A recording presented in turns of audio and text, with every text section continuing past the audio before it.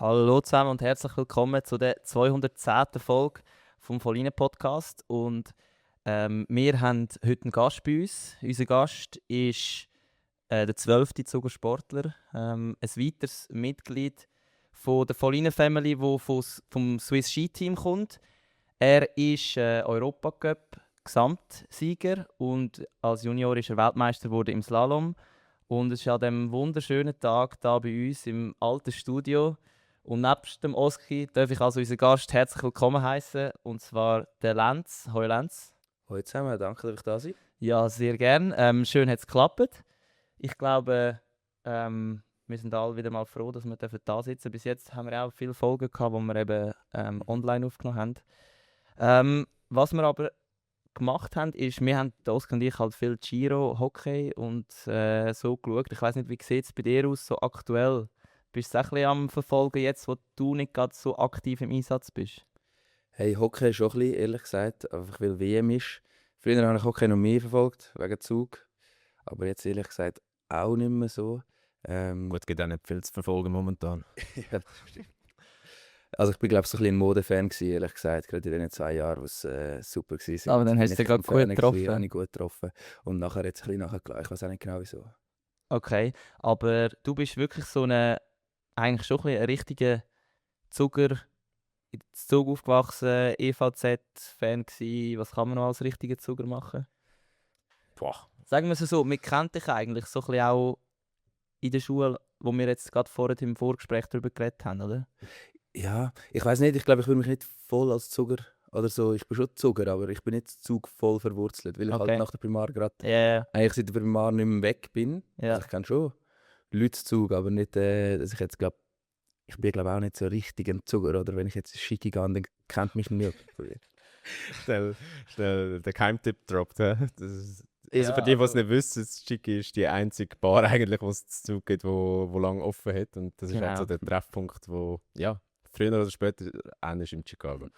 Aber ja, Lenz, auch von meiner Seite herzlich willkommen. Schön bist du bei uns. Und Was wir auch im Vorgespräch besprochen haben, sind unsere Frisuren. Also vielleicht eben kurz.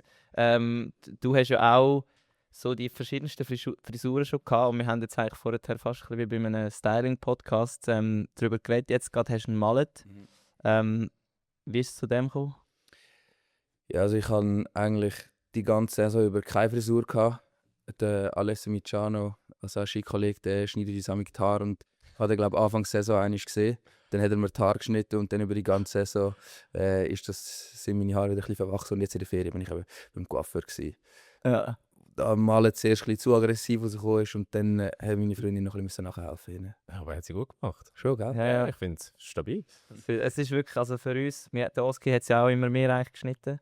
Ich nicht am Oski, weil seine Mutter ist halt Coiffeuse. Ja, es ist jetzt einfach terminlich nicht aufgegangen, weil sonst hätten wir heute auch noch die Haare geschnitten, aber dann ist der Struzzi schon am Samstag beim Coiffeur gewesen. Und Genau. entsprechend sieht es aus. Gell? Sieht sehr gut aus, ja. Säurer hat es gut gemacht. Aber bleiben wir bei dir, Lenz.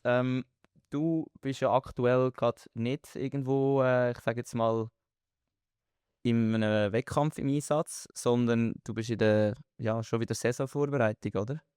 Ja, also Anfang Mai hat eigentlich wieder die Kondi-Saison angefangen, und wir sind jetzt viel am Grundlagen machen.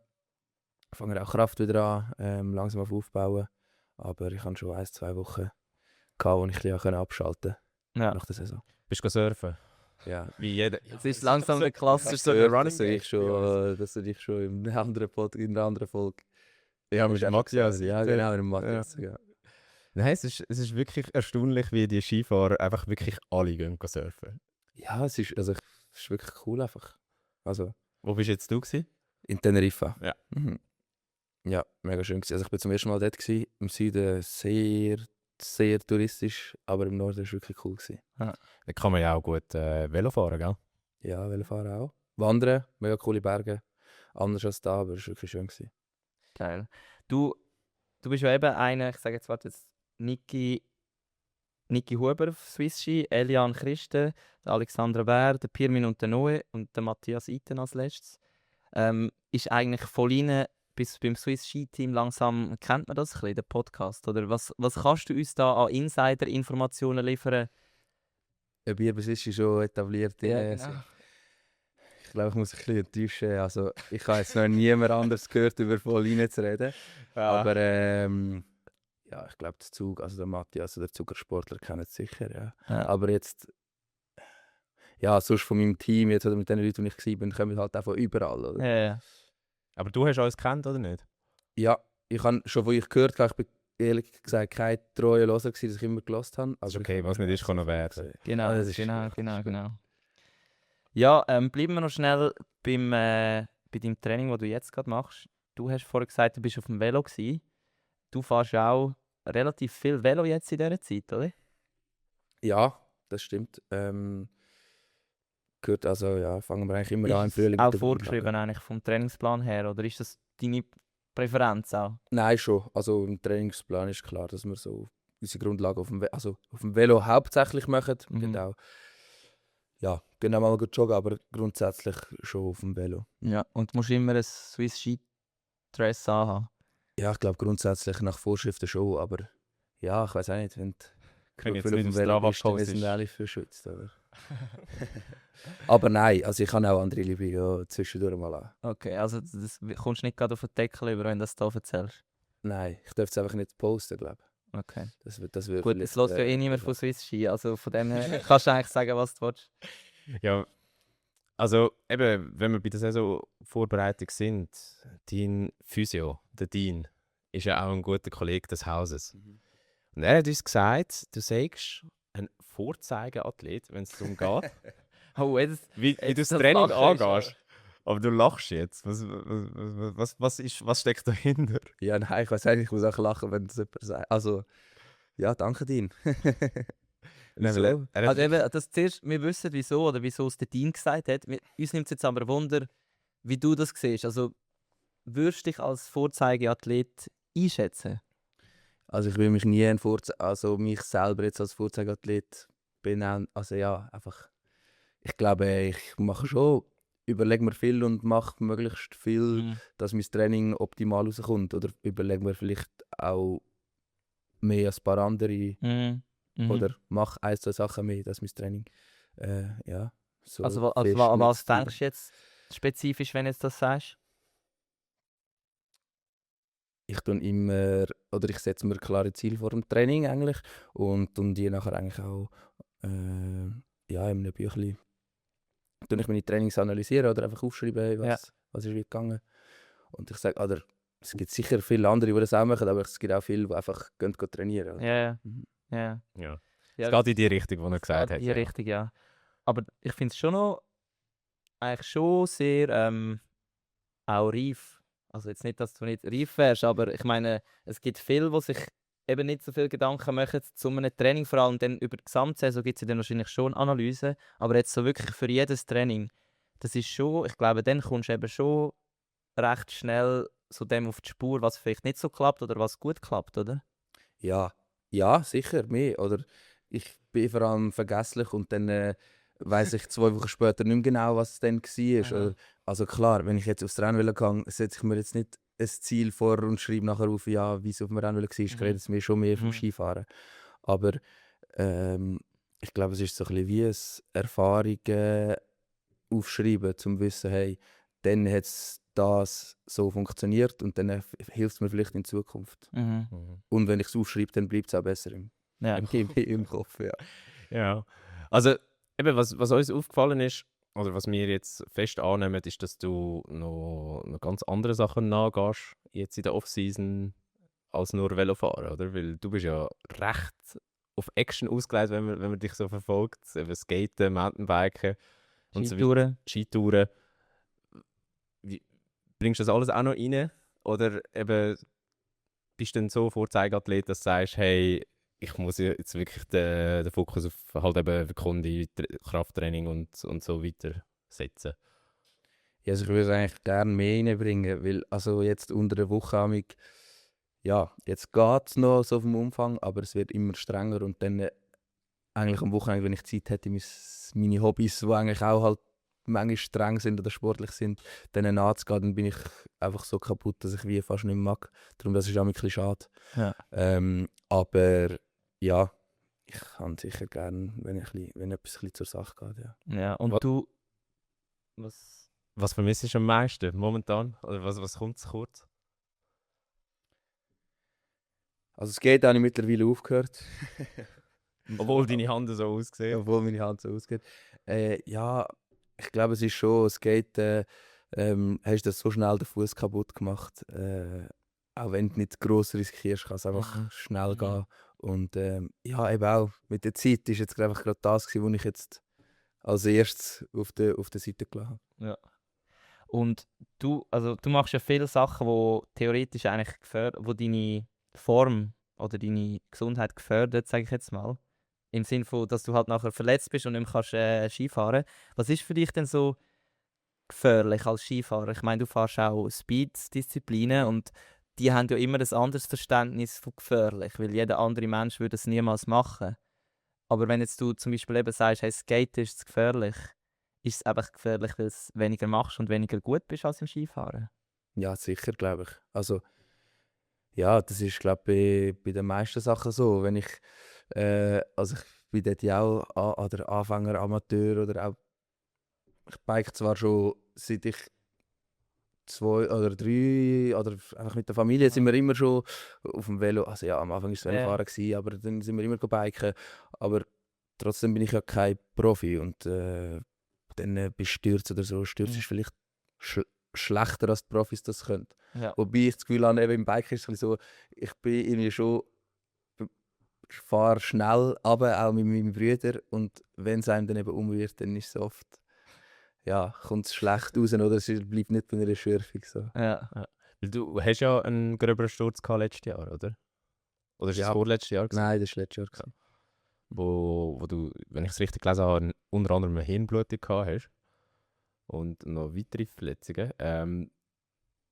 Eben, wie kommt das denn so an, wenn du deinem Trainer musst anrufen und sagen, hey, übrigens, ich bin Off-Season mit dem Mountainbike umgekehrt, habe mich verletzt, tut mir leid.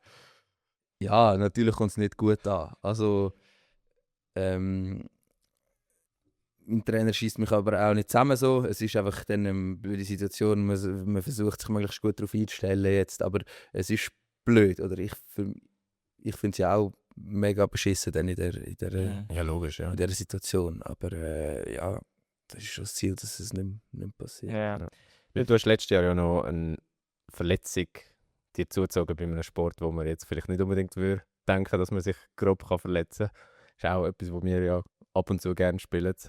Du hast beim Spikeball den Fuß kaputt gemacht, oder? Also kaputt. Ich weiß nicht, wie grob das war. Du hast Ja. wegen der Saisonvorbereitung in Südamerika verpasst, wenn ich es richtig Ja, gelesen habe. voll. Also ich habe dort einfach die Bänder angerissen. Nicht so, dass ich operieren musste, aber so, dass ich nachher ja, 6 Wochen halt weg war und eigentlich so gerade so die heisse Vorbereitung verpasst habe. Ja. Mhm. Würdest du dich als so junge Wilde bezeichnen? Weil wir haben ja die Bezeichnung schon mal für ein paar Langläufer gehabt. Aber hast du jetzt noch nie etwas gesagt bekommen? In dem Sinn? Ja, ich will mich jetzt wieder auch nicht selber so bezeichnen, aber vielleicht jetzt andere Leute würden es schon so bezeichnen, oder? Ja. Ja, ich glaube, das ist vielleicht manchmal ein bisschen das Problem, oder? Wenn ich biken, dann ich suche überall so ein bisschen halt dann Das Limit halt, oder? das Limit, ja. Oder auch beim Spikeball macht es für mich keinen Spaß, wenn ich so ein bisschen halbpatzig spiele, sondern dann spiele ich es voll. Und Voll rein halt. genau. Ja. Ja, gut, Ja. dann machen wir mal einen Match gegeneinander. Dann musst du dann deinen Partner Partner aufbieten. Ja. Ja, ist gut. Wer wäre das? Ist das jemand von Swiss Ski? Ist das sonst jemand privat? Dave, glaube würde ich nehmen. David Maurer, der ist auch Ski gefahren mit mir, jetzt aber nicht mehr. Ja. Wäre auch, kommt auch mit uns in die Wege. Also, Sehr gut. Dann müssen könnten wir uns gut vorbereiten. wir mal bei den Wegen Sehr gut. vorbeikommen. Noch bevor wir dann wirklich beim Skifahren bleiben, wenn du nicht Sport machst, hast du irgendwie noch Zeit für andere Sachen oder ist wirklich dein Leben ist Sport und Schule? Ja, Schule nicht, aber schon Sport. Mhm. Ja, es nimmt eben, ich glaube, weil meine Hobbys halt auch zum grössten Teil Sport Mhm. sind, Mhm. nimmt halt Sport schon viel Platz im Leben. Ja. Aber ja, eben, ich lese daheim auch gerne mal Zeitung jetzt so, wenn ich am Wochenende eben dann keine Energie mehr habe oder ich treffe mich mit Kollegen, mache andere Sachen. Ja. Also es ist ja nicht so, dass mich nur Sport interessiert, Ja. das nicht, aber es nimmt schon einen grossen Platz ein. Ja, ist auch fair. Also ich meine, du bist Profisportler, ja. Ja, und etwas, was uns aufgefallen ist, ist, dass du wirklich gut gekleidet bist. Du hast einen guten Style. Dankeschön. Das ist ein paar Mal auch erwähnt worden bei der Recherche. Und es ist so ein bisschen die Frage, woher kommt das? Weil das jetzt nicht böse gemeint, aber die meisten Skifahrer sind ja... Also alle Sportler, muss Oder man die sagen, meisten Sportler ich meine, sind ja... sie sehen gut aus in ihren Sportkleidern, aber wenn es mal einen Gala-Anlass gibt, ja. Dann sitzt der Anzug nicht so gut. Und du kommst dann mit deinem fancy Anzug mit Muster und keine Ahnung was. Ja, also ich weiß auch nicht. Ich glaube, das kommt schon so ein bisschen vom Skate. Also mein Bruder und ich haben einfach angefangen, dann irgendwie halt ein bisschen lookige Kleider zu tragen, weil wir finden, dass es lässig aussieht und es viel bequemer ist. So. Aber ich bin jetzt nicht so voll Fashion interessiert, aber keine Ahnung, wenn ich etwas Cooles sehe, dann Einfach Talent für Style. vielleicht.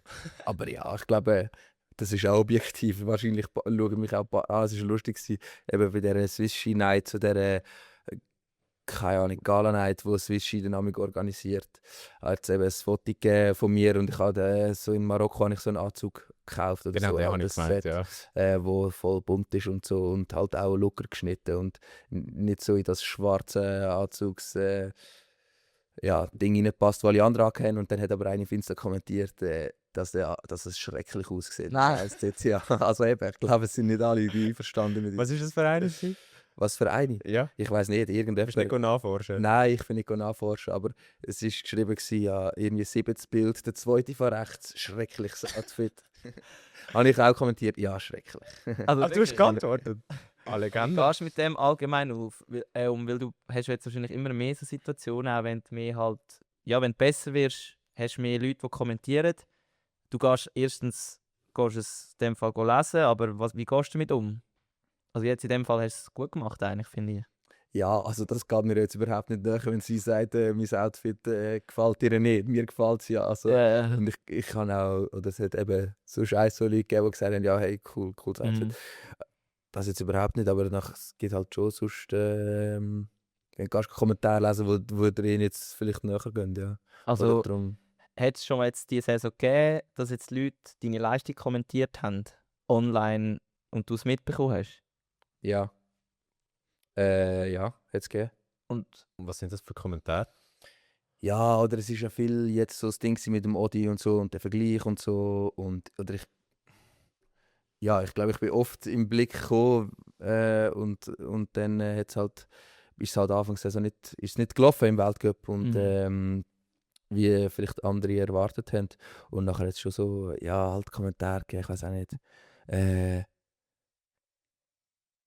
Ich sehe sicher nicht der nächste Odermatt, so ein Durchschnittsskifahrer und so weiter. Und ich muss mich jetzt vor allem mal beweisen, ich soll meine Taktik anpassen und man soll mich nicht so Himmel... Also ja, es ist ein bisschen blöd, also das lese ich schon. Und dann, ich lasse es nicht voll an mich hergehen oder habe wegen dem nicht können schlafen, aber es ist jetzt auch nicht so... Ja, das ist Irgendwo sicher im nicht schön. Hinterkopf ist es vielleicht schon. Mhm. Oder ist es sicher? Mhm. Aber ja, apropos Vergleich mit dem Marco Odermatt. Das ist ja so eine Erwartungshaltung, die von außen an dich getragen wurde. Also du hast ja wahrscheinlich nie gesagt, hey, ich bin der nächste Marco Odermatt. Wie ist das so für dich? Also weißt, findest du das okay, weil du sagst, das sind halt Medien und Medien müssen halt irgendwo einen Vergleich ziehen, baut das Druck auf oder ist es dir egal? Also weißt so... Es kann ja eigentlich auch ein Kompliment sein am Anfang, wenn du es nicht die ganze Zeit hörst, wahrscheinlich. Ja, also ich habe das am Anfang, das hat eigentlich, glaube so vor 2 Saisons schon angefangen und dann, wo das erste Mal gekommen ist und dann habe ich auch müssen lachen, wo das gekommen ist oder bin ich auch hochgenommen worden von den Kollegen, aber ich habe es dann nicht schlimm gefunden, aber ich habe es jetzt auch nicht cool gefunden, dass ich mit ihm verglichen worden bin. Und ich glaube, ich habe das jetzt auch oft gesagt, so in Interviews, oder ja, ich habe das mehrmals gesagt in Interviews, dass ich mit dem Vergleich nicht einverstanden bin und dass der für mich keinen Sinn macht. Und am Anfang, wenn es gut läuft und so, im Skifahren und wenn es positiv läuft, dann ja, macht es eigentlich nicht so viel. Ich kann das nicht so an mich herkommen lassen. Oder habe ich einfach auf der Seite gelassen. Und dann, wenn es aber nicht so gut läuft, dann ist das sicher mehr im Hinterkopf so, hey, ja, die Leute haben das Gefühl, du bist das, obwohl du das nicht bist. So. Ja, also am Schluss ist es doch eine gewisse Belastung, die du mitträgst. Ja, diese Saison sicher gewesen, ja. Ja. Aber ich habe es auch dem gesagt, also dem Journalist, der das vor allem so ins Leben gerufen hat und so.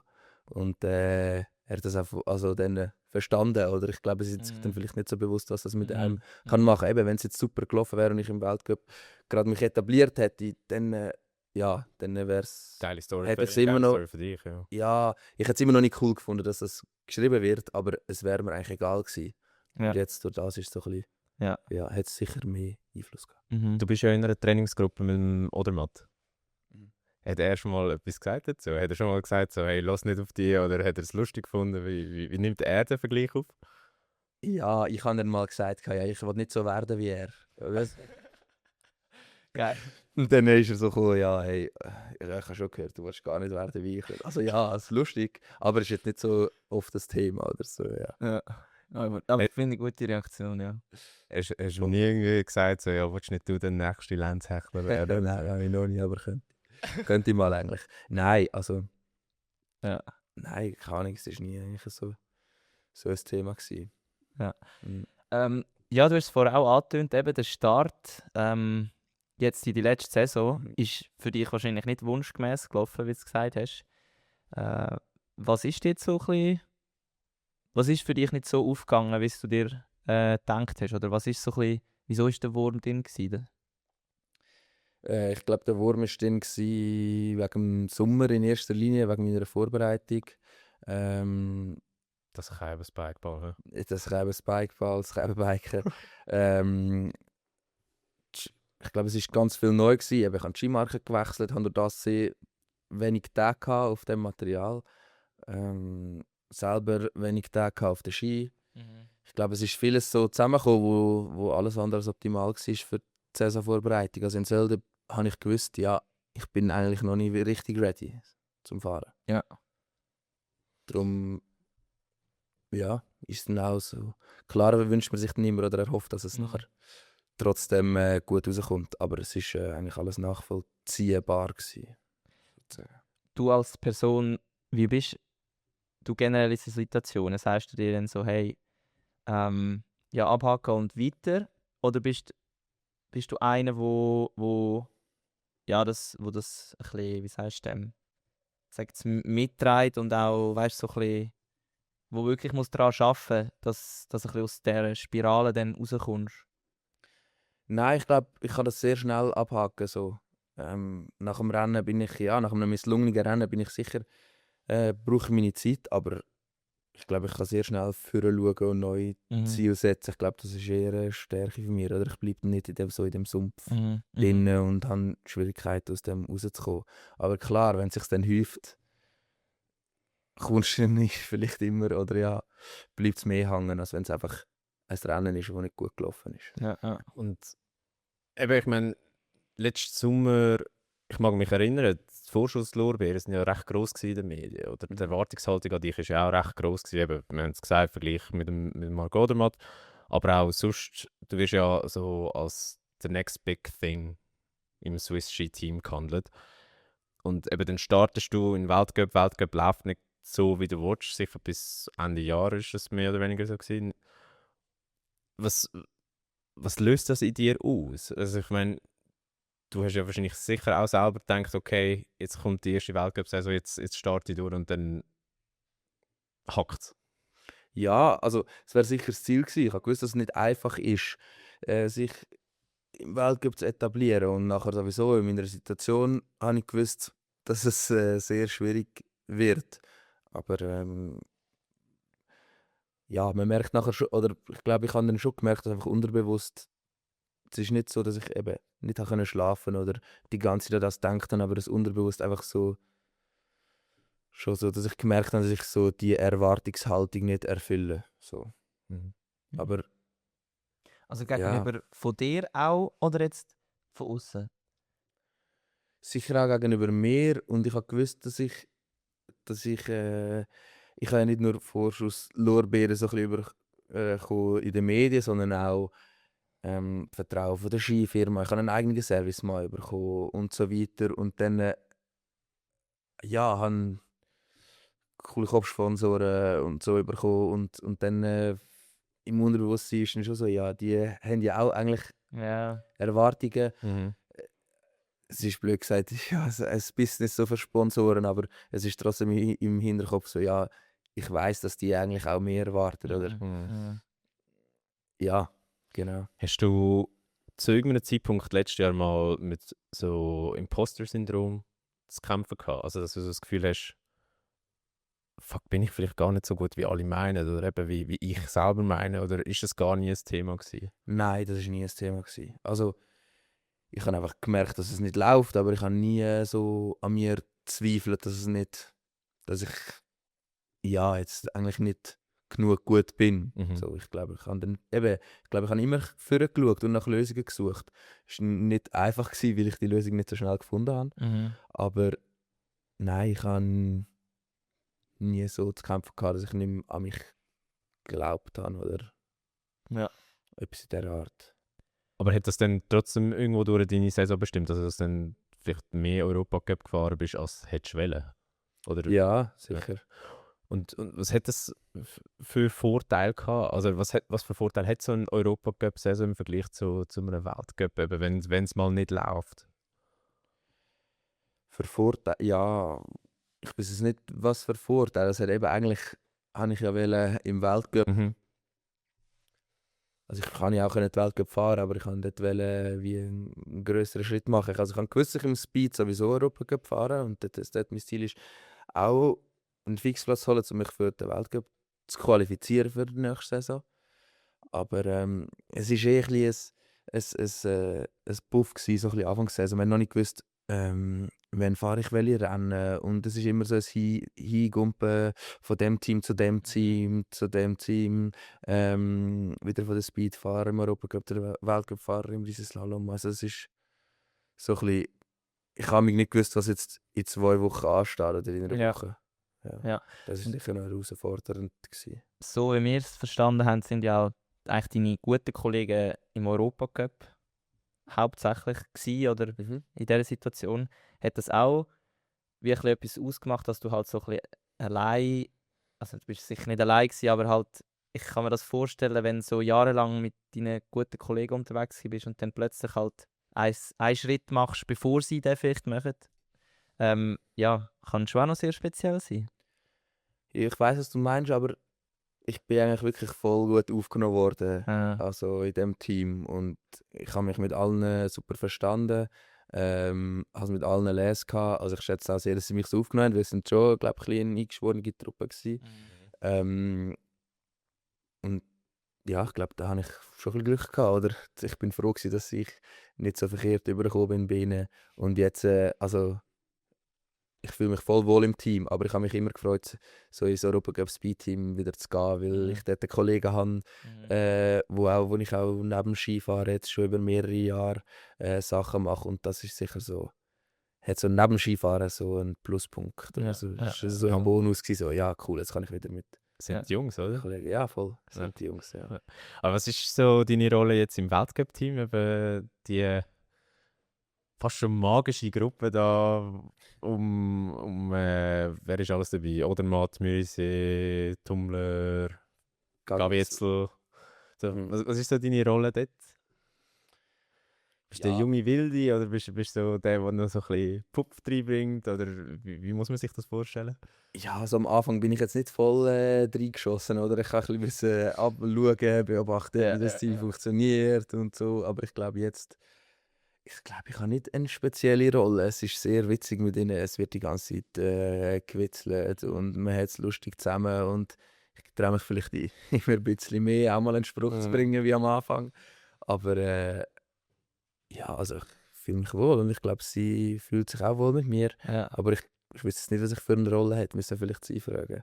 Aber ist es beim Skifahren so ähnlich wie der Teamsportarten, wenn so der Rookie kommt, dass der halt zuerst mal so, ja nicht ohne durch muss, ich glaube, so schlimm stelle ich es mir nicht vor, aber dass der halt sich zuerst mal noch muss beweisen, oder ist das gar nicht der Fall bei denen? Nein, ist jetzt gar nicht, also zum Glück nicht der Fall gewesen. Also ich glaube vielleicht so, eben so ähm, mit 16, 17 oder so ist das noch mehr der Fall, wenn so Ja. die Jungen kommen und dann halt so in dem Alter bist, wo das immer. Mhm. Aber nein, ich glaube, das ist ein bisschen, weiß auch nicht, erwachsener so, Ja. dass man jetzt normal miteinander umgeht oder sogar sie mich mitnehmen und auf mich zukommen und so aktiv mich eigentlich so mitnehmen, was ja eigentlich cool ist. Ja. Mhm. Wie muss man sich das so vorstellen, der erste Tag, wenn du so in das Team kommst, dann kommst du irgendwie an mit dem ÖV keine Ahnung, in einem Bergdorf, wo er halt trainiert. Ich weiß nicht, wo sind ihr am meisten? Hey, ganz, ganz unterschiedlich, je nachdem, wo wir Okay. Rennen haben. Aber So der Ist- erste Kaderzusammenzug also meistens. auf der Ski wäre es jetzt Zermatt. Okay. Ja, genau. Ja, dann kommst du auf Zermatt und dann kommst du so zum Staff und zu den Fahrern und so, hey, heute zusammen. Mhm. Dann heisst es ja, du bist mit dem und dem im Zimmer, macht euch ready und dann auf die Ski, oder? Ja, also klar, dann ist mir sicher, oder bin ich sicher auch ein bisschen nervös gewesen, weil ich einfach die Leute halt noch nicht kenne. Aber Gut, das ist ja normal ist in einer neuen- normal. Ja, bist halt auch dann am Nacht einfach noch ein bisschen am Zuhören wahrscheinlich gewesen. Aber eben, ich glaube, ich habe Glück gehabt, dass sie mich gut aufgenommen haben Mhm. und dass ich nicht Mhm. mich wie so ein bisschen abgestellt gefühlt habe und einfach so, sie sind von Anfang an, haben sie auch einen interessierten Eindruck gemacht zu mir oder haben mich Mhm. aktiv mitgenommen. Das war mega cool gewesen. Mhm. Oder es hätte auch können sein, dass sie, ja, ich bin jetzt auch in dem Team, aber sie müssen nicht mit mir zu tun haben, oder hätte auch Mhm. können sein. Oder glaube Ja. ich, ist auch vielleicht in anderen Teams viel der Fall, also oft der Fall. Ja. Mhm. Hast du so etwas wie Ehrfurcht verspürt, als du in das Team gekommen bist? Also weißt du, was ich meine? Nein. Klar, du weißt, du bist ein mega guter Skifahrer und so, aber das sind dann halt trotzdem so die grossen etablierten Namen. Nein, also mir hat das irgendwie voll, also mir macht es irgendwie nicht so Eindruck, oder hat mir glaube dann auch nicht so Eindruck gemacht. Ich habe mich schon nicht so, ich habe gewusst, dass es ein Privileg ist, dass ich als irgendwie jemand, der jetzt im Weltcup noch nichts geliefert hat, eigentlich mit ihnen kann trainieren und mit ihnen im Team sein. Das habe ich mega cool gefunden, auch geschätzt, aber nein, Ehrfurcht, also für mich ist es wie, glaube ich, habe sie dann als Menschen auch gesehen und nicht irgendwie, Mhm. wow, das ist jetzt der Odi und das ist jetzt der Thomas Tummler, so, Ja. das habe ich nie gehabt. Aber ich glaube, das ist eben so ein bisschen etwas, was wir von außen haben. Und ich glaube, du kannst das wahrscheinlich auch bestätigen. So Sportler und ich sind dann schnell mal Gut, auf wir der haben menschlichen natürlich jetzt Ebene. niemals das Bekanntheitsniveau gehabt, was jetzt im Swiss Ski Team rum ist. Also, Nein, logisch nicht. Aber weißt du, was ich meine? Also für dich Ja, ist ja. so ein Roman Rösli oder so ist halt wahrscheinlich auch der Gut, rote ich muss Kopf dir gewesen. ehrlich sagen, also nur kurz, wo ich das erste Mal auch so ins A-Team gekommen bin, ich bin schon so gewesen, so, wow, das sind meine, so ein bisschen halt, wenn ich dann mal so gut bin wie die und so, und ich habe schon ziemlich auch raufgeschaut zu ihnen, oder? Wie alt bist du denn dort gewesen? Wow, vielleicht so 18, 19. Ja. Ja, ich weiß auch nicht, vielleicht mit, eben, Ja, wenn ich ja. dann 18 gewesen wäre, sage ich, wäre es schon Ja, ja, nein, anders das ist, gewesen, es nimmt wahrscheinlich. natürlich ab. Aber am Schluss kochen sie auch mit Wasser und gehen wahrscheinlich am Morgen um 3 Uhr ins Schicki, weißt du? Also, Ja, also ich Ja, sage ja. wie du sagst, Eben. es sind auch nur Menschen, voll, oder? absolut, Ja. absolut. Ja, und vielleicht um kurz noch bei der Saison zu bleiben. Du bist ja, wie der Oskar schon gesagt hat, dann zurück Richtung Europacup.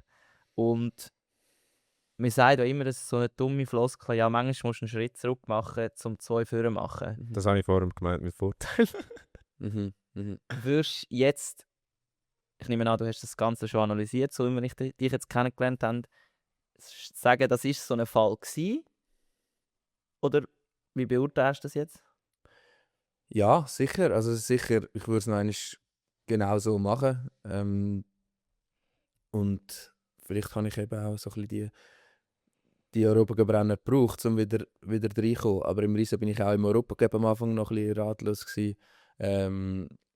Es hat einfach nicht funktioniert gehabt. Und dann, aber im Europacup hat es dann auch wieder angefangen zu funktionieren, oder? Ich weiß nicht, aber ich habe den Schuh gewechselt gehabt.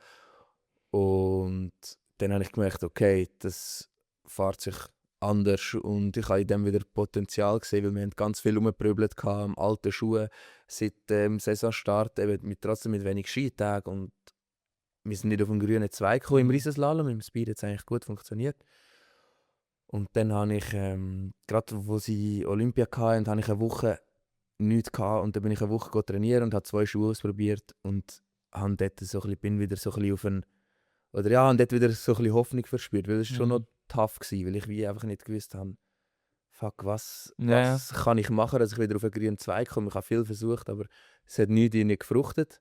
Und das war auch einer der glücklichsten Momente fast von dieser Saison, wo ich den ersten Tag mit dem neuen Schuh, wo ich den probiert habe, oder 2 neuen Schuhe, und gemerkt habe, oh, ich spüre einen Unterschied. So, ich spüre einen Unterschied und es könnte etwas sein, bin ich nach dem Training, glaube ja, am glücklichsten gewesen fast. Krass. Weißt du, der Oski hat mir nämlich im Vorgespräch gesagt, ja, weißt du, dann hat er eben den Schuh gewechselt und ich so, das war in dem Fall so ein Ding gewesen, weißt du, ich hatte jetzt das, muss ich ehrlich sein, als nicht so mitbekommen, dass jetzt das mit dem Schuh war. Aber für dich wirklich jetzt so etwas Krasses, wo so einen Unterschied macht, für Leute von draussen wahrscheinlich unverständlich. Darum musst du ganz kurz erklären, was ist jetzt, oder was ist das Gefühl, wie kann das anders sein und was ist geändert worden? Das ist auch für uns nicht so, oder für mich auch nicht so einfach zu beschreiben. Oder ich bin, glaube ich, ein Skifahrer, der mit viel verschiedenen oder wo nicht so sensibel ist auf unterschiedliches Material. Also ich glaube, ich kann mich gut anpassen oder mir kannst du den geben und den geben und ich kann dir oft nicht sagen, was der Unterschied ist oder ich kann komme mit beiden gut zurecht. Darum bin ich nicht mega sensibel, aber mit dem neuen Schuh, also es ist ein ganz anderes Modell und dort habe ich einfach den Ski viel besser gespürt. Also ich habe den Widerstand viel besser gespürt und er ist progressiver gewesen. Also beim alten Schuh, wenn ich Druck gegeben habe, beim Schienbein auf den Schuh, habe ich nicht das gleich gut kontrollieren wie beim neuen Schuh. Und das hat mir das viel mehr Kontrolle auch gegeben, am Schwungansatz oder im Schwung, dass ich den Ski besser spüre und besser kann kontrollieren. Und der andere war mehr gewesen, denn für mich habe ich Anfangsschwung oder im Schwung es hoffen, dass er hebt und ich bin nicht sicher gewesen, wie er reagiert oder was passiert genau im Schwung. Oder ich habe versucht, mich möglichst gut zu positionieren und möglichst gut herzustehen, so dass es möglichst gut rauskommt, aber ich habe nicht Gewissheit gehabt, dass es hebt oder dass es so reagiert, wie ich es würde. Beim anderen, ich bin am Anfang auch nicht gerade perfekt zurechtgekommen mit dem Schuh. Oder ich habe gemerkt, boah, der funktioniert anders. Oder ich habe mich noch nicht perfekt darauf einstellen, aber ich habe gemerkt, okay, ich spüre mehr oder kann es wie besser wahrnehmen. Ja, also weißt du, ich bin jetzt gerade in eine Welt eingetaucht und ich so bin so... Crazy, dass ein Schuh einen Wendepunkt kann Ja. ausmachen. Ja, und ich bin auch immer so gewesen, eigentlich, oder im Fernsehen sagen sie, ja, auf dem neuen Material brauchst du eine Saison, um reinzukommen. Und dann bin ich immer so, ja, komm on, erzähl nicht so Bullshit, oder? So, das Skifahren bleibt immer noch gleich und ich sage auch, dass sie es ein bisschen übertreiben, einfach oder dann als Ausrede, ja, wenn es nicht läuft, dann ist es das Material. Aber ich habe es schon unterschätzt, so den Wechsel aufs neue Material. Weil im Frühling testest du Ski und es funktioniert super, aber dann kommst du auf Winterschnee und dann reagiert es ganz anders. Oder? Ja. Und jetzt in meinem Fall ohne Vorbereitung ist es, glaube ich, sowieso schwierig gewesen. Es hätte auch können sein, dass es gerade gut aufgeht, aber es ist jetzt, darum ist es, glaube ich, jetzt vielleicht länger gegangen bis mit der Saison, bis ich so ein bisschen gefunden habe, was passt. Ja. Und dann sind ja nach und nach auch wirklich die Top-Resultate gekommen. Ich meine, sonst wärst du ja nicht Europacup-Gesamtsieger. Und das Krasse an dem ist ja, wenn man schaut, wo du gestartet bist, Anfangssaison zu, wo du dann geendet bist.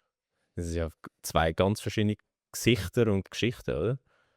Und das Krasse an dem ist ja, dass es dir jetzt für nächstes Jahr im Weltcup einen Fixplatz garantiert. Wie viel Druck nimmt das jetzt von dir für die nächste Saison? Ja, sicher viel. Also ich weiss, dass ich in allen 3 Disziplinen, wo ich mich mal im Weltcup etablieren, dass ich dort kann Weltcup fahren und das ist mega cool. das ist aber mit der Saison noch nicht klar gewesen, weil eben, ich habe nicht mehr damit gerechnet, dass ich ehrlich gesagt den Gesamtsieg kann gewinnen kann. Und bin einfach dann noch, habe versucht, in den Speed-Disziplinen aufs Gesamtklassement zu gehen, dass ich wenigstens dort einen Fixplatz habe. Aber ja, es ist dann hat angefangen zu laufen und ich bin mega froh gewesen, dass ich eben die Kurve so noch kratzen während der Saison. Das ist wirklich krass, weil ich meine, schlussendlich, wenn man sich überlegt, was das für einen Butterfly-Effekt nach hinten raus kann haben, ist es ja brutal, nicht? Also ich meine, es ist wahrscheinlich genau so ein Moment, wo du wahrscheinlich in 5 Jahren wirst zurückschauen können und sagen, ja, wenn ich dort nicht den Fixplatz gehabt hätte im Weltcup, dann wäre ich jetzt nicht da. Und also das ist jetzt reine Spekulation, weißt du, was ich meine? Aber es ist gerade in Anbetracht von wie die Saison gestartet ist, ja dann doch sehr, sehr ein grosser Unterschied. Ja, das stimmt. Also ich glaube, über lange Zeit gleicht sich immer aus oder macht man seinen Weg. Aber ich glaube, das hilft mir jetzt sicher, dass ich einfach die Chance habe und eben die Ruhe habe, so im Weltcup in diesen 3 Disziplinen zu starten und nicht nur muss wieder. Oder es kommt dann halt immer darauf an, wie es läuft. Oder? Wenn es dann in der Disziplin nicht läuft, und zum Beispiel im Speed, wo die Dichte so gross ist in der Schweiz und es im Weltcup nicht läuft, dann fahrst du nächstes Jahr kein Weltcup mehr ohne Fixplatz. Also dann müsstest du wieder im Europacup fahren und dort wieder so gut sein. Aber das Ziel wäre schon, dass ich einfach mal könnte so eine ganze Weltcup-Saison machen könnte. Das wär mega cool. Ich glaube, dass immer hin und her switchen, andere Teams, du hast halt nicht ein fixes Umfeld. Ja, bist immer am Umreisen. Oder? Ich glaube, durch die 3 Disziplinen gibt es einfach schon ein grosses Programm. Bevor wir zu den Disziplinen kommen, was mir nachher musst du auch noch helfen erinnern, Oski, ist eben das Anlaufvolle im Europacup.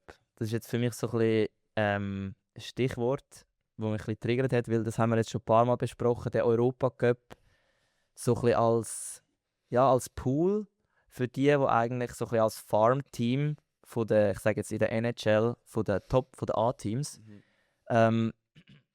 Hast du das Gefühl, wenn du im Europacup fährst, hey, ich will eigentlich gar nicht da sein? Oder gibt es auch Leute, die halt wirklich sagen, hey, ich bin da, das macht mir Spass?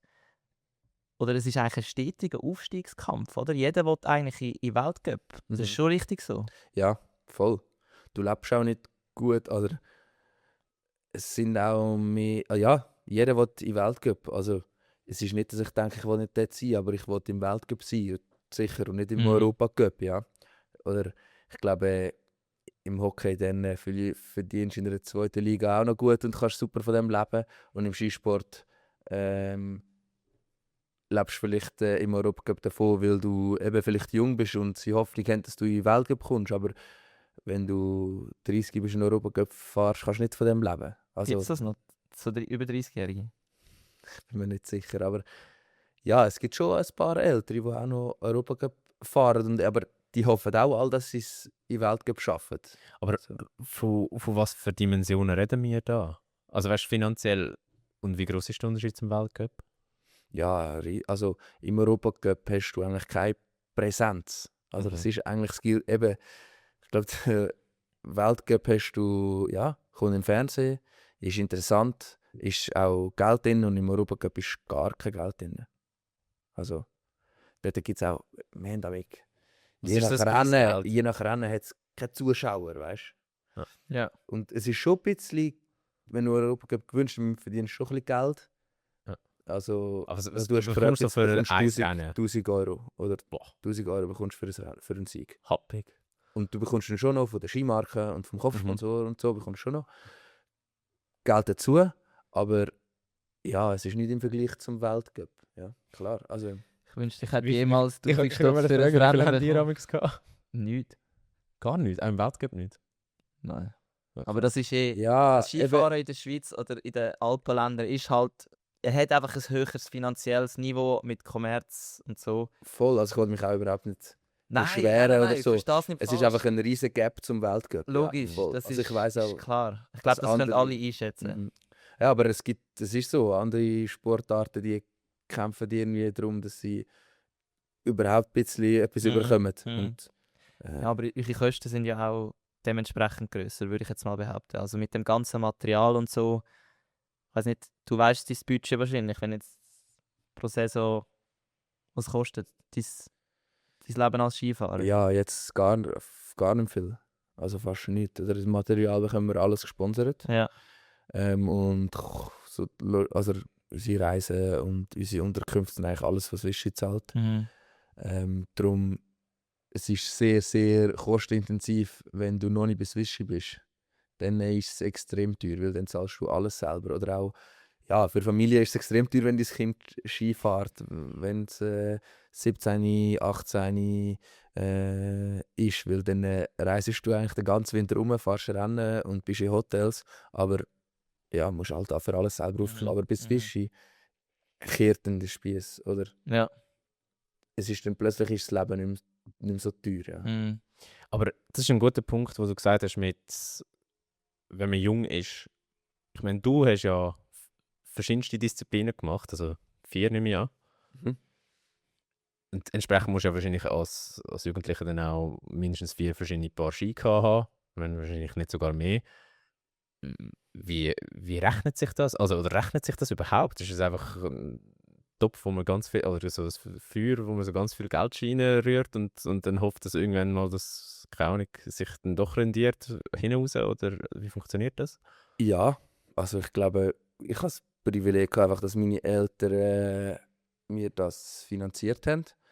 Und klar, man sucht dann auch schon in jüngeren Jahren Sponsoren, aber das ist einfach alles auf Goodwill natürlich gestützt.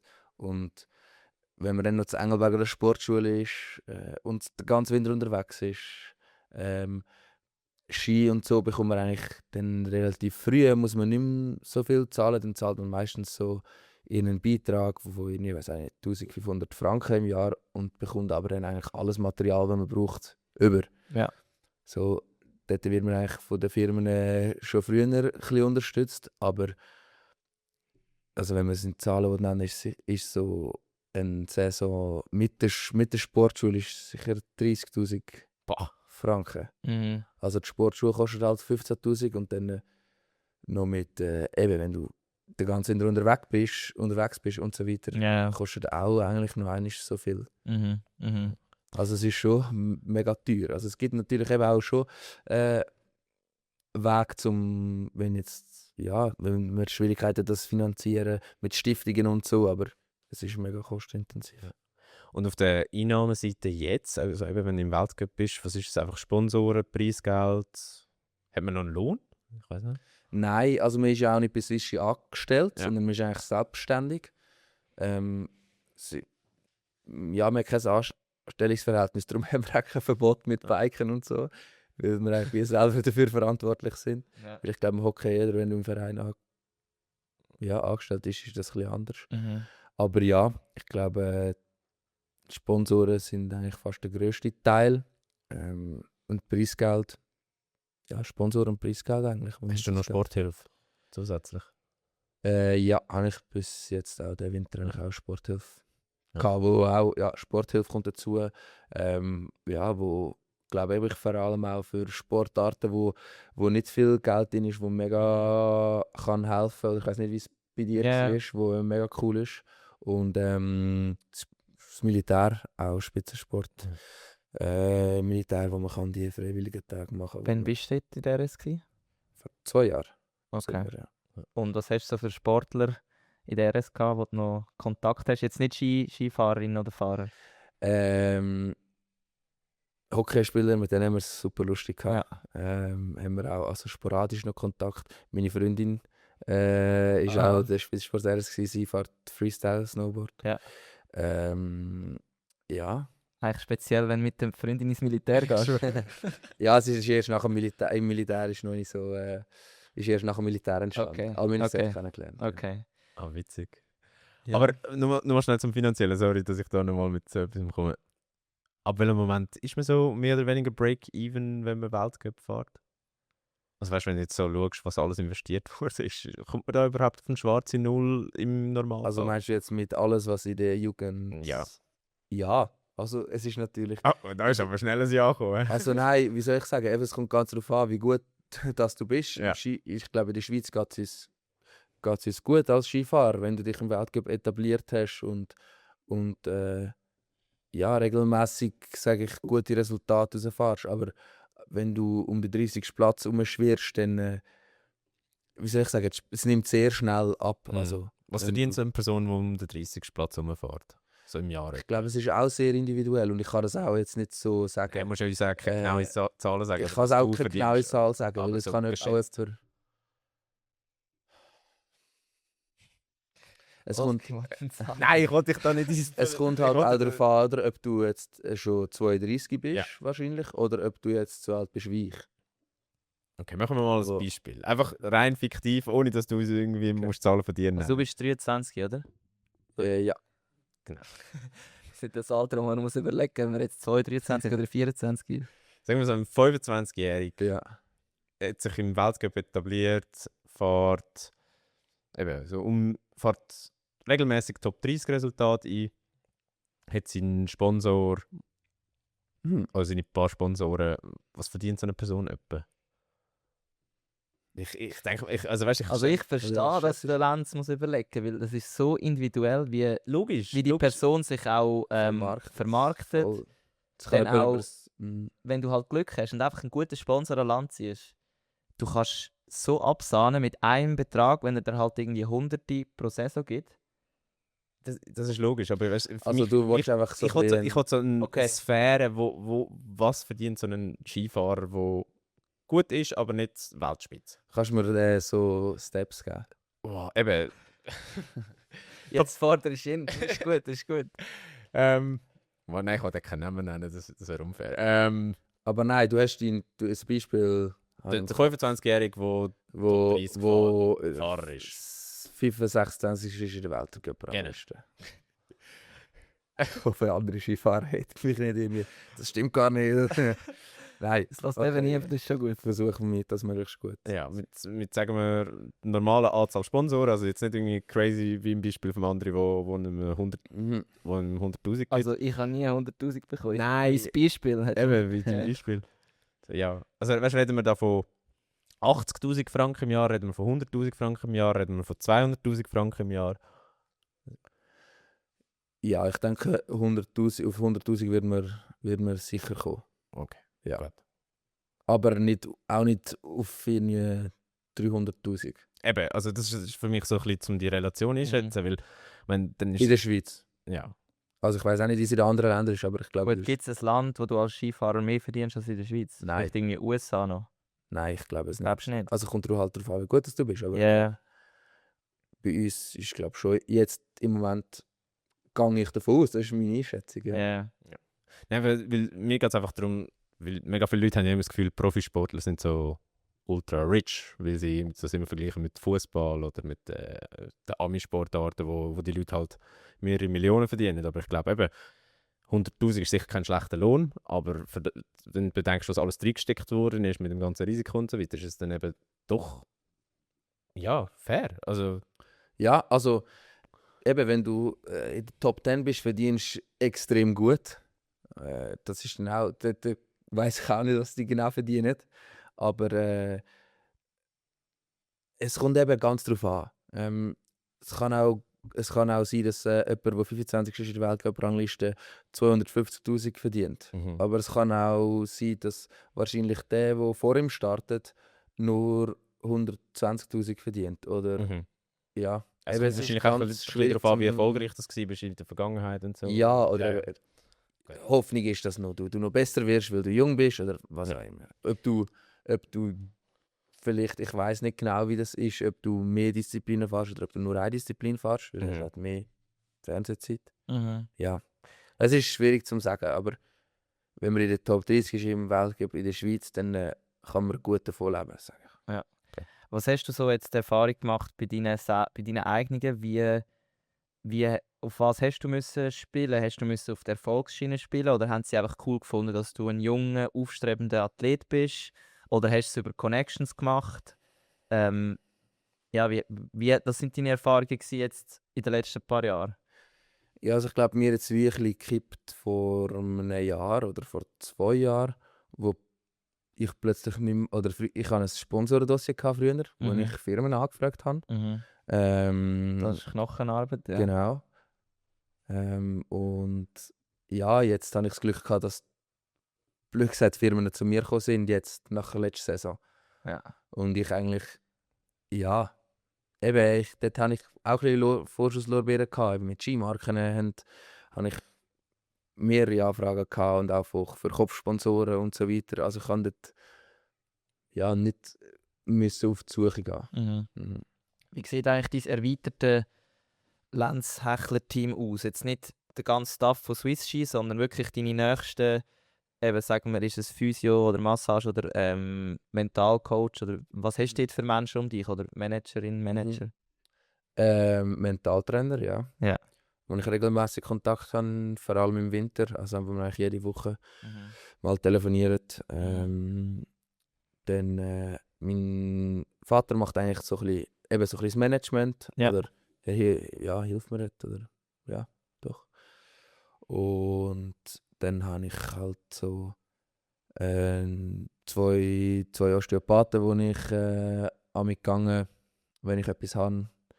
Oder ja, so ein bisschen einfach über die Jahre so ein bisschen die Therapeuten, ein Masseur. Die sind alle bei dir angestellt? Nein, Oder nein. über Swiss Ski gegangen und dann einfach- einfach dir Nein, nicht. zugeteilt? Das ist privat, wo ich Okay. einfach zu ihnen dann gegangen. Ja. Über Swiss Ski kann ich auch zu Physios gehen. Oder ein Physio kommt dann auch, wenn wir das Camp haben, ist immer ein Physio dabei und ein Therapeut und so. Aber wenn ich jetzt zum Beispiel morgen gehe ich zum einen Osteopath. Einfach Ja. von da, wo ich privat Mhm. gefunden habe. Mhm. Ja. Ja, nur eben wegen dem ganzen Management Ja. und so. Ich nehme an, das braucht natürlich schon auch, eben wenn dann plötzlich die Leute auf dich zukommen. Ja, also ich habe das Glück, dass meinem Vater das noch Spaß macht, glaube ich. Und ja, er mich dort unterstützt und er glaubt von seinem Beruf auch einfach so ein bisschen das schon, dass ich dort ein bisschen gewiss weit weiss oder Ja. ja, wie verhandeln Perfekt, oder ja. so. Ja. Und darum ist das cool, dass ich so gerade die Lösung können finden. Weil, ja, je nachdem, das Management ist sehr teuer, oder? Also dann ist mir 20% zahlt man ja eigentlich meistens an einem Management, dass sie einem managen. Und Oh, oft ja. ist es ja dann so, oder in meinem Fall, ich habe eigentlich alle meine Sponsoren, oder jetzt einmal für einen Moment. Und dann würde ich einfach zu einem Management 20% zahlen und nicht jetzt nur, obwohl ich gar nicht auf der Suche bin nach einem neuen Sponsor. Also klar, wäre es eine Dienstleistung oder ab irgendeinem Niveau braucht es, glaube ich, schon ein Management Auf oder jeden sowieso Fall, ja. jemand, der dir hilft. Also allein könnte ich es auch nicht machen. Ja, vielleicht jetzt endlich mal noch die Disziplinen. Das nimmt mich wunder. Du fahrst ja wirklich viele Disziplinen, also viel im Vergleich zu mehr als andere. Jetzt Slalom ist, glaube ich, nicht mehr so das Thema. Dann der Riesenslalom und die Speed-Sachen. Wie beschreibst du dich als Skifahrer? Oder was muss man für Komponenten haben, dass man eigentlich all die Sachen fahren kann?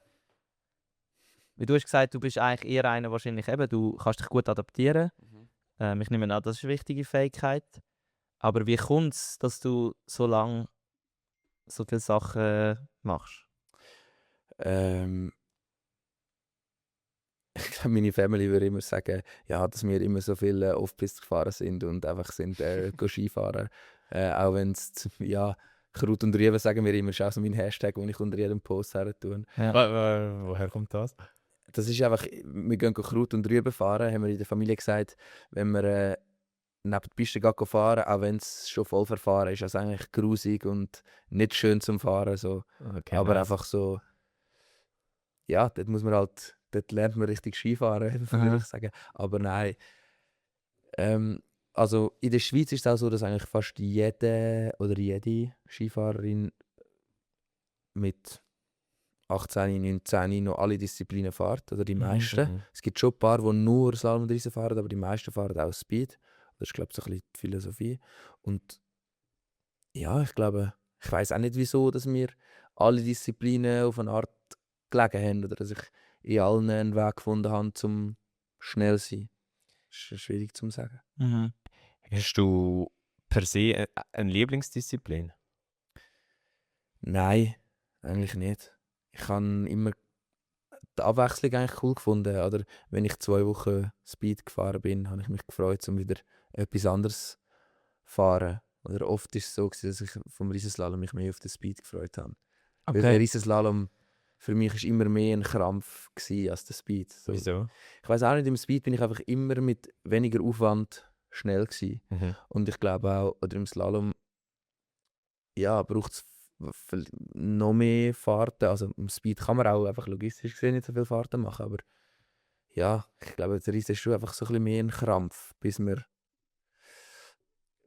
drin ist, bis man Selbstvertrauen hat, bis man sich richtig wohlfühlt. Und im Speed, oder bei mir vielleicht einfach, beim Speed ist es mir einfach, hat es schneller Klick gemacht und ich habe mich wohlgefühlt und bin schnell gewesen. Wie würdest du denn so die Gefühle beschreiben, jetzt wenn du Speed fährst und wenn du Riesen fährst? Einfach so, weißt du, für uns von außen, weil ja, es kann ein Velofahrt sein, wo sich gut anfühlt in den Beinen. Es kann aber auch sein, dass dich irgendwie beim Säckeln, dass es ein flügendes Gefühl, oder wie beschreibst du die zwei unterschiedlichen Disziplinen? Speed ist einfach chilliger. Schon? Wirklich? Ja, also das habe ich immer, haben wir immer so gesagt. Oder du hast nur eine Fahrt am Tag, oder du hast nur eine Abfahrt und im Riesen musst du immer wieder noch eins auf Besichtigung, noch eins in den Lauf. Nein. Also doch, ich finde einen Speedtag wirklich chilliger als ein Riesenslalom-Renntag.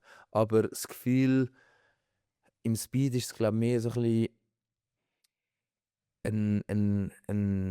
mehr so ein Speed-Flash, wo du dann auch hast. Oder ich weiss noch, so am Anfang, als ich angefangen habe, Speed fahren, so in diesem Alter, dann bin ich immer so ins Ziel gekommen und habe so ein bisschen, ja, einfach so ein bisschen, ja, das Grinsen gehabt und einfach so einen Flash gehabt. Das ist jetzt leider Also, was ist das vom Adrenalin, oder was? Ja, ich glaube es. Ja. Oder einfach so, ja, bist so in dem Modus, du fahrst halt schnell und nachher bist du unten und ja, machst du deine Position auf und findest es einfach irgendwie lässig, gerade, dass du so schnell da runtergefahren bist, so unabhängig, ob du jetzt schnell bist oder nicht.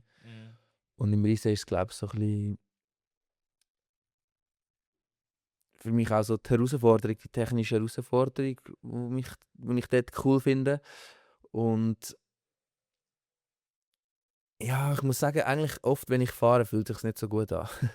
Okay. Also es ist wie so, ich spüre oft, glaube das, was nicht gut ist während dem Fahren. Und das andere ist so wie so ein bisschen selbstverständlicher oder so, ja, so muss es sein. Und wenn ich einen Fehler mache, dann ist es so, ah fuck. Also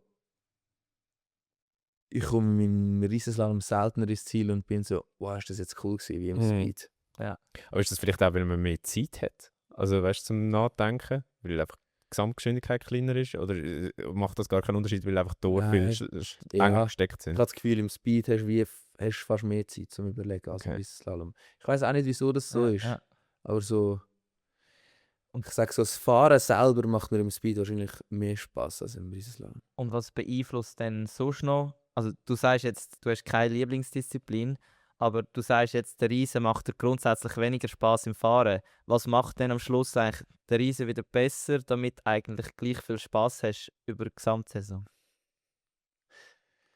Es ist einfach, glaube ich, ein grosses Ziel von mir auch, im Riesenslalom dort den Schritt zu machen. Und das ist mir jetzt erst eigentlich so ein bisschen, ja, als ich jetzt über das nachgedacht habe, ist mir so in den Sinn gekommen, eigentlich so beim Speedfahren habe fast mehr Spaß als im Riesenslalom. Ich hoffe, wir haben jetzt da nicht deine Karriere beeinflusst. Ich muss mir das alles jetzt erst überlegen für die nächste Saison. Morgen läutest du deinem Trainer an und sagst, Rudi, Kein Riesen, kein Slalom, tschüss. Nein, ich glaube, der Riese ist einfach so ein bisschen auch so eine Herzensangelegenheit und auch so eine Herausforderung. Und es ist schwierig zu sagen. ja, es ist halt eine Challenge, es die du ist eine Challenge, bezwingen genau. und Ist es nicht auch ein bisschen die Basis von allem? Doch. Also man sagt auch, der Riesenslalom ist so die Basisdisziplin. Und dann so, darum ist mein Ziel auch dort wirklich so, mich können im Weltcup zu etablieren, weil das für mich so wie oder in allen 3 Disziplinen, weil Speed, ich würde nicht wollen, einfach nur ein Speedfahrer sein. Irgendwie. Ja. Für dich wäre ja eigentlich die alpine Kombination super, nicht? Ja. Was sie noch gibt. Ja, die gibt es eben nicht mehr. Eigentlich gerade, ich bin schon noch so 1, 2 gefahren, aber gerade als ich so ins Alter gekommen bin, jetzt ist die eigentlich nachher ausgestorben.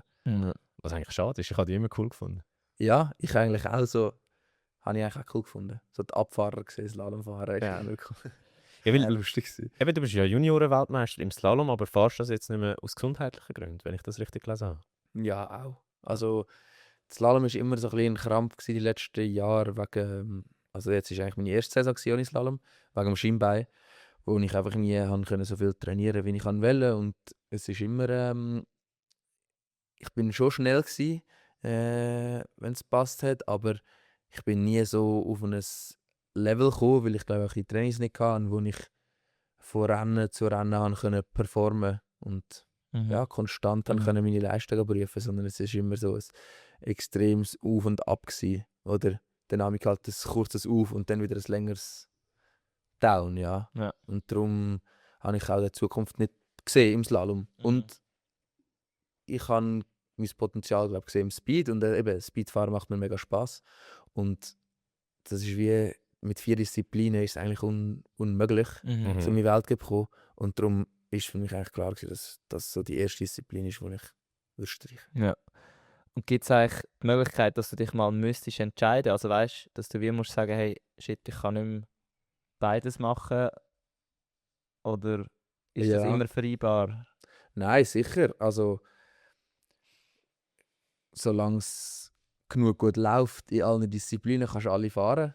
Und im Optimalfall eben, kannst du dich in allen 3 im Mhm. Weltcup etablieren. Aber wenn es jetzt im Riesenslalom gar nicht mehr laufen zum Beispiel und im Speed schon, dann würde es einfach heißen, ja gut, im Riesen bekommst du keinen Platz mehr. Du fährst jetzt einfach Speed und dann fahrst du einfach Speed. Ich glaube, das ist auch so ein bisschen in den meisten Fällen so, dass man das dann sich auf das spezialisiert, wo man gut ist und die Chancen überkommt. So. Ja. Oder ich glaube, bei den meisten Athleten ist das so. Bei Paaren eben passiert es ein bisschen früher, dass man sich spezialisiert und bei Paaren ein bisschen später. Und jetzt eben bei Marco ist mega cool, er kann ja alle 3 Disziplinen, gut, er ist eben voll ein Spezialfall, aber an der Weltspitze sein.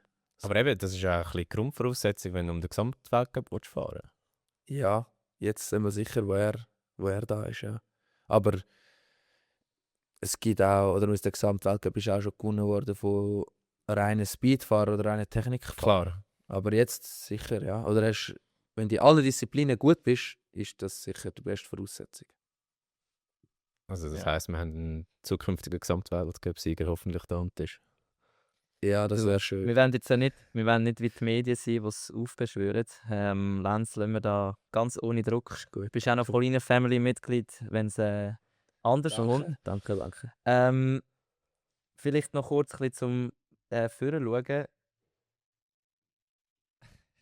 Welche Disziplinen fühlt sich denn so jetzt gerade so ein bisschen nach Zukunft an? Oder was hast du jetzt im Frühling so wieder zum Bock zum Fahren? Also ich nehme an, die Antwort wissen wir jetzt. Jetzt gerade bin ich froh, bin ich nicht auf dem Schnee. Also jetzt reizt es mich gerade noch nicht, voll auf den Schnee zu gehen. Und Okay. bin am denken, boah, jetzt will ich auf den Schnee. Ich hoffe, Aha. es kommt dann aber schon. Aha. Nein, es kommt dann schon wieder. Ich glaube, am Anfang ist es schon der Riesenslalom. Einfach, wenn ich mich... Dort muss halt wieder reinkommen. Und jetzt einfach gerade in der ersten Woche wieder auf die Speed und so, würde ich mich jetzt wahrscheinlich nicht so wohl fühlen oder wäre ein bisschen fahrlässig. Ja. Aber ich glaube, ich sehe mich dann auch vor allem so nach dem Wettkampf. Also ich glaube, ich kann den Wettkampf sehr gerne oder wie ein Wettkampfstyp. Und dann im Sommer bin ich dann schon wieder so, wow, ich würde gerne jetzt mal wieder am Start stehen. Auch wenn es in dem Moment manchmal auch nicht so am Rennen auch manchmal nicht nur cool ist, oder? Mhm. Aber Verständlich, irgendwie ja. trotzdem im Sommer sehnst du dich irgendwie wieder so nach dem Ja. Wettkampf. Wieder. Also für das machst du es ja auch, oder? Ja, voll. Also ich glaube, es gibt sicher auch Skifahrer, die es mehr nur wegen dem Skifahren machen und der Wettkampf gehört vielleicht mehr dazu als bei mir, aber ich mache schon auch wegen dem Wettkampf. Und habt ihr jetzt von dem letzten Rennen bis eigentlich zum ersten Rennen, nehme ich an, habt ihr auch eine Art Testsituationen, wo du eigentlich sozusagen simulierst, ja, vielleicht auch ein bisschen die Nervosität simulierst? Oder weißt du, wo du nervös wirst? Oder gibt es da gar keine Situation, jetzt eigentlich durch den ganzen Sommer durch, wo du so ein bisschen sagst, hey mal, das gibt mir ein bisschen zumindest ein ähnliches Rennfeeling? Ich glaube, 1:1 kannst du es nicht simulieren. Mhm. Aber also auf der Ski ist es auch halt ein Aufbau, wie es im Konditraining jetzt ist. Also wir fangen ganz easy an mit so technischen Übungen, gehen dann in die Tor und so weiter. Und auch in der Tor ist dann nicht gerade voll einfach Vollgas geben, sondern versuchst auch den technischen Aufbau dort zu machen. Und dann je näher halt Richtung Saison es geht, versuchst du auch mal eben so rennmässig zu fahren und einen Rennlauf zu simulieren. Und achtest dich vielleicht mehr darauf, dass nach der Besichtigung im Training, dass dann gerade der erste Lauf möglichst gut sitzt und so das Rennen simulierst, das ist sicher so. Aber natürlich kommt nicht die gleiche Nervosität Okay. auf wie am Rennen. Ja, ja. Aber ich glaube, man kann schon künstlich versuchen, oder die Anspannung so aufzupushen, dass das Rennen vergleichbar wie mit dem Rennen ist. Okay. Wenn wir eben so ein bisschen die Visualisierungen machen jetzt zusammen und auf nächste Saison schauen, welches Rennen löst am meisten Kribbeln aus bei dir? Adelboden. Ist es Adelboden? Ja. Ja. Trotz Heim-WM? Das ist voll nicht in meinem Kopf irgendwie die Heim-WM. So die Grossanlässe, ich weiß auch nicht so. Ja, also es ist vor allem noch überhaupt nicht fix, dass ich dort fahren kann oder so. Mhm. Aber ich bin auch nicht jemand, glaube ich, der so voll auf die Grossanlässe abfährt. Es ist mehr so um die Leistung oder schon die Emotion. Oder eben das Adelboden ist, glaube ich, so das Größte als Riesenslalomfahrer, Schweizer, wo du kannst erleben kannst. Und ich habe halt auch noch nie einen Grossanlass so erlebt. Ich glaube, das ist schon auch mega lässig. Aber wenn ich jetzt an nächstes Jahr denke, dann ist es Adelboden. Ich habe jetzt Graumontana gar nicht so im Kopf gehabt wie ihm. Und wenn es jetzt so kommt, wie wir alle hoffen, und du wirst gut sein, und das ist ja dann, also wo ich raus will, ist ja eigentlich, dass du jetzt den voll reinboost hast, oder? Also du weißt, das hast du vielleicht auch so gehört, wenn du Matthias seinen Podcast gehört hast. Viele, die bei uns im Podcast waren, die werden wirklich, also die werden gut sein. Ja. Und, aber den gibt es natürlich nicht gratis. Ja, was bekommen wir, wenn jetzt wenn der voll reinboost wirkt? Was er überkommt. Aha. Sagen wir, wenn Was du würde einen ich Weltcup-Sieg wünschen? Was holst, würde ich oder so, wünschen? Wow. dann dürfen wir dir die Haare schneiden. Ja, ist gut. Wir machen dir den voll Blitz. Wie früher beim anderen vor dem Wettkampf. Ist gut. Genau. Der hat wirklich auch, der ist gut gewesen. Also Voll reinblitz. voll reinblitzt. Kann ich auch sonst schon mal machen. Und Nee, weißt, für ihn ist es gar nicht schlimm, weil er ist auch so einer, der sich einfach die Haare... Ja. Gut, dann haben wir den falschen Wager. Dann können wir ja, nachher- dann, also, oder wenn es nachher wegen dem Voll-Reinblitz würde laufen, würde ich den 1000 Voll-Reinblitz machen. Sehr gut. Aber nein, also ihr dürft mir die Arschschnitte, ich würde das Weltcuprennen gewinnen. Auf jeden Fall kommst du sicher nochmal in den Podcast. Das Ja, ist klar. gut. Das ist gut. klar. Ja, vergiss uns nicht, wenn es dann richtig Erfolg geht. Ist gut, ich würde ich nie vergessen. Geil. Am Schluss noch eine kleine romantische Szene zum Ausblick. Ja, ich glaube, wir haben die Stunde schon länger überschritten, wenn ich beim Oski auf die Zeit schaue. Aber es ist halt, wenn es läuft, läuft. Ja, und wirklich, also es ist richtig, richtig spannend, mit dir da ein bisschen zu plaudern. Gibt es noch etwas, wo du noch loswerden willst? Das kommt mir jetzt gerade nicht in den Sinn. Ich hoffe, ja, Das ist- die Zuhörer haben es spannend gefunden. Ja, bin ich ganz sicher. Und nein, danke. Das war cool gewesen, ja. Ja, Ja, danke von unserer Seite. Also, ich glaube, du hast unser Leben sehr, sehr einfach gemacht und dann entsprechend haben wir Spass. Und wenn wir Spass haben, dann gibt es eine gute Folge. Und ich glaube, heute war so eine gute Folge gewesen. Also von dem her, genau. ich hoffe, euch da aussen hat es auch so gefallen.